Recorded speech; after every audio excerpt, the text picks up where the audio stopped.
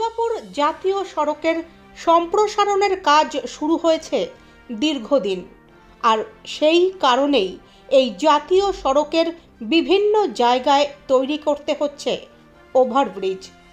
সেই মতো কাজ চলছিল ডানকুনি এলাকায় একটি ওভারব্রিজের। ডানকুনি ক্রসিংয়ে জাতীয় সড়কের ওপর নির্মাণ কাজ চলাকালীন ওভারব্রিজের গার্ডরেল ঢালাই করার সময় ঢালাইয়ের একাংশ ভেঙে পড়ে। প্রত্যক্ষদর্শীরা জানান, যিনি আহত হয়েছেন তিনি নির্মীয়মান ব্রিজের তলায় গার্ডের কাজ করছিলেন। যান চলাচল নিয়ন্ত্রণ ও এই নির্মাণ কাজের মধ্যে কেউ যেন এসে না পড়ে, আর সেই সময়ই এই মর্মান্তিক দুর্ঘটনাটি ঘটে। এই দুর্ঘটনায় বেশ কিছুক্ষণের জন্য যান চলাচল স্তব্ধ হয়ে যায়।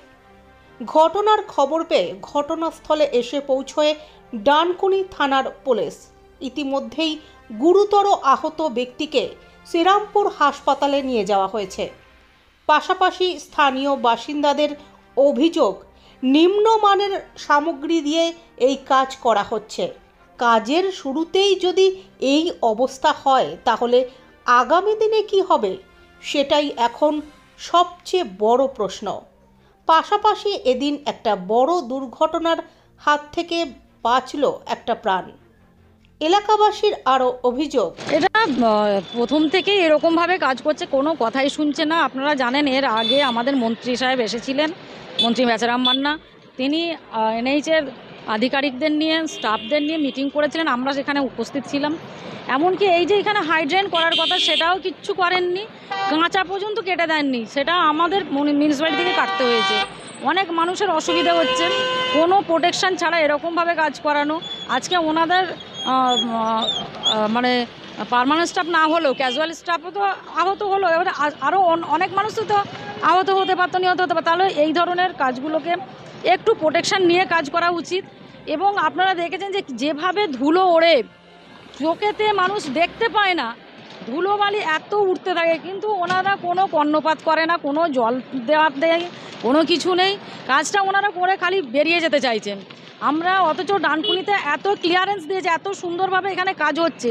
এখনও পর্যন্ত আমাদের ফ্লাইওভার, যেটা আমার মাইতিপাড়ার ওখানে কথা হয়েছিল, আন্ডারপাস বা ফুটওভার ব্রিজ, এখনও পর্যন্ত কী অবস্থায় আছে এখনও আমাদেরকে জানানো হয়নি। অথচ ওনারা এই দিকগুলো সবটাই আমাদের দিয়ে, আমাদের মানে কোথায় মসজিদের যে ভাঙতে হয়েছে, কোথায় মন্দির ভাঙতে হয়েছে, কোথায় মানুষের বাড়ি ভাঙতে হচ্ছে, সেইগুলো দিয়ে করে নিয়ে বেরিয়ে যাচ্ছেন। অথচ মানুষের সুরক্ষার জন্য একটুকু ভাবছেন না। মাইতিপাড়ায় এর আগে কত দুর্ঘটনা ঘটেছে আপনারা জানেন। এবং এনএইচ এটা যদি না করেন, প্রতিদিন কিন্তু আমার এখানে দুঃসংবাদ ঘটবে।